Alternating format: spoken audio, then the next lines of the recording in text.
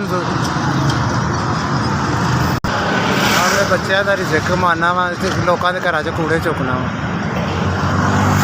5 ਬੱਚੇ ਨੇ, ਮੈਂ ਮਜ਼ਦੂਰੀ ਕਰ ਰਿਹਾ ਵਾਂ ਬਸ।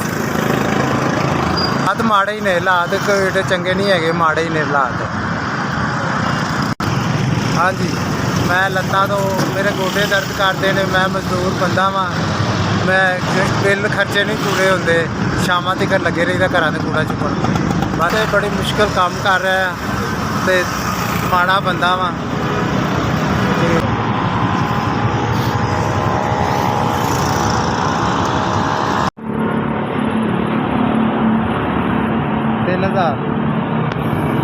ਅੱਲਾ ਉਹਦੀ ਤੰਦਰੁਸਤੀ ਦੇਵੇ, ਜਿਹਨੇ ਮੈਨੂੰ 3000 ਭੇਜਿਆ। ਅੱਲਾ ਉਹਦੀ ਖੈਰ ਕਰੇ, ਅੱਲਾ ਉਹਨੂੰ ਤੰਦਰੁਸਤੀ ਦੇ ਜੀ।